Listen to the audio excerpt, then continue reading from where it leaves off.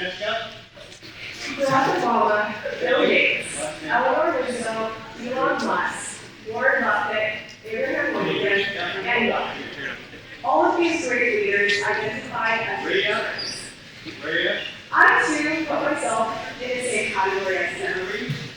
To be clear, the introvert part and not the president, investor, billionaire part.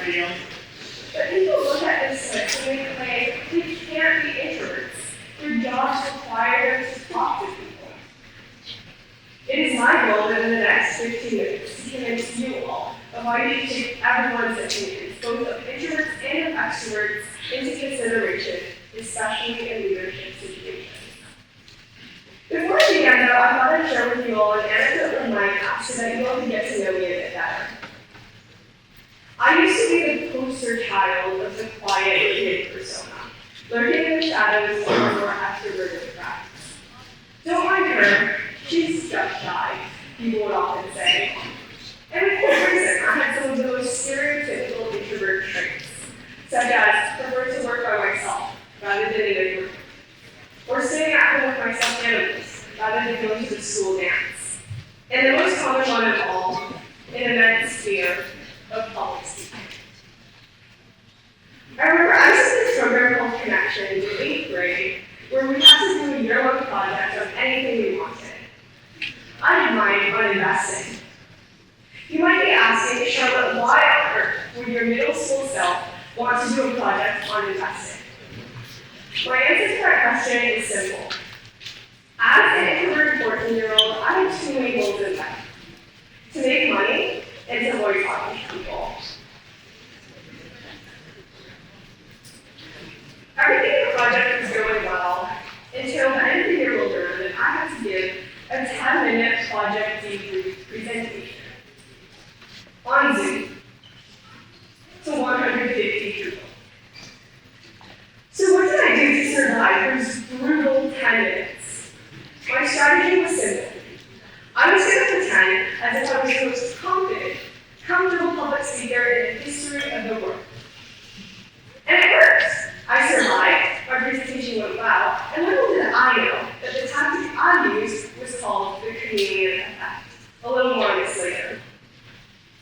As I progressed through my public speaking career, I started to experiment with different strategies to help me overcome my tendencies to shy away from social situations, resulting in two events that will forever shape my leadership personality. Number one, starting a 501c3 nonprofit organization. And number two, joining DECA. It was my first ever DECA conference, and I was participating in a role-play event called Principles of Business Management. The thing you have to understand about role-play events, though, is that you walk in and you have no idea what the topic is going to be about. I had 10 minutes of prep time and 10 minutes of interview time with the judge. And within those 10 minutes of prep time, I was to create a 7-minute presentation, hitting 4 key performance indicators, then present that 7-minute presentation to the judge without any time in between to think about it more, and then leave 3 minutes at the end for the judge to ask me questions. Turned out, the role-play event was about human resource and customer service management, where I, the participant, was to play a customer service agent at a local fireworks company. And the judge was to be an upset customer who couldn't get a free fire alarm because the promotional code had expired. My presentation went well. I filled the 7 minutes with the 4 KPIs, and then it came time for my judge to ask me questions. I distinctly remember the eccentric way my judge decided to ask them. He suddenly burst out, "I hate your company's stupid policy, why can't you just give me a free fire?" So loudly that it turned quite a few heads at the neighboring tables of judges and students alike. I was more than a little bit flustered, so I took a deep breath, tried to remain calm, and apologized for the inconvenience, acknowledged his frustrations, and tried to give a somewhat reasonable contingency plan for him to follow through with after the interview. I walked out of that role play feeling a little bit jarred about my judge's meaty-packing choices, but I didn't think much of it afterward. The next day we got our evaluation reports back with the judge's written comments, and on it he had written, I appreciated how she was an empathetic listener. She acknowledged my frustrations and she gave me a really creative resolution to the issue at hand. Now I tell this story because it serves as one of my first glimpses into how embracing my introverted characteristics helped me succeed more than if I just put on an extroverted facade. People listen to these stories and they tell me, Charlotte, you're no longer an introvert anymore. And the greatest example is the fact that you're standing up and talking about it to so many people.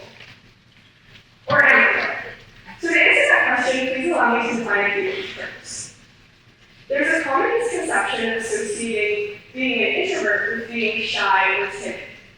That's not necessarily true. In reality, according to Carl Jung's theory of introversion and extroversion, the key difference lies in how an individual responds to social stimuli. An introvert prefers environments with low social stimulus, thus making them more observant, whereas an extroverted leader will prefer environments with more social stimulus. They're the polar opposite of introverts. Thus, these traits are carried over and are reflected in their different leadership styles. An introverted leader, because they are more observant, are great at leading teams with motivated and self-driven individuals, whereas extroverted leaders excel at managing teams who need direct instruction. Now, 50% of Americans identify as introverts. So please take a moment right now and wave at the people around you, because it is very likely that at least one of them is an introvert. So now the question becomes, if 1 in 2 people are introverts, then why does society have such a preference towards extroverts? There are many online articles that highlight this phenomenon, and here's a brief rundown of what they all have in common. Extroverts are perceived more valuable because we as a society define the characters of social and outgoing characteristics as more important than reflection and introspection. Extroverts are often commonly associated with being confident, assertive, and comfortable in group settings, which also aligns better with societal norms. There is a caveat to such assumptions, however.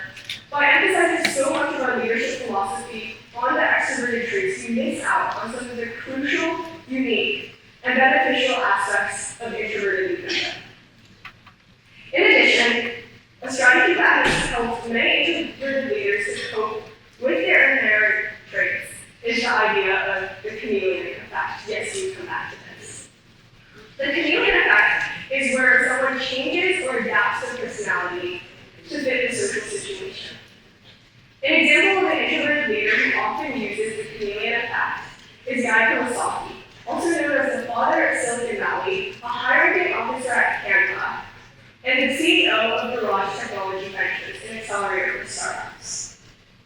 In an interview, Kawasaki admits that his leadership roles were forced upon him, and that he approaches them as if how an actor would approach a character's role, often putting on an extroverted facade just to get through the day. The chameleon effect has its benefits. It's great because it allows introverted leaders greater adaptability in the context of leadership. However, despite its benefits, the chameleon effect proves to be unsustainable in the long run because it's so drained on their social values. In contrast, other great introverted leaders like Mark Zuckerberg or Abraham Lincoln embrace their introverted qualities and use it in their leadership. In Lincoln's early career, he seldom spoke. And so when he did, people would lean forward in their seats and really listen to his opinions. This shows how his introverted traits helped him in his early campaign. There are actually many reasons why introverts make more effective leaders than their extroverted counterparts. According to Forbes, introverted leaders have characteristics such as ability to remain calm in stressful situations, active listening, and thinking of creative solutions that help them foster harmonious work environments where individuality and innovation is emphasized. Now, I recognize that not everyone sitting in this audience identifies as an introvert, so the next 2 minutes are dedicated to you all who fall on the more extroverted end of the introvert-extrovert spectrum. Firstly, I want to acknowledge that that your day-to-day conversations with an introvert may look a little bit different than your casual small talk at the grocery store. But if you look beyond that initial awkwardness, you will find that introverts are a wealth of knowledge and that their contributions can help bring long-term collective success. By allowing others the space and the support to develop their own leadership styles, even if it deviates from the conventional, sociable approach, provides greater inclusivity in the context of leadership. So what about those who prefer less social stimulation? What can you do to thrive in social settings? Firstly, recognize and leverage your strengths. Are you observant, creative, deeply empathetic? Whatever your traits may be, use your voice and your actions to show those around you your unique value. Second, establish effective methods of communication. In an extrovert-oriented world, there's so much emphasis on conversation through face-to-face interaction. And while that may be effective for some people, that's not the case for everyone. Finding a way, whether it's tactile, visual, or something else, to help convey that information is key. There's this notion that introverts are people who don't speak well and have no ideas. That cannot be further from the truth.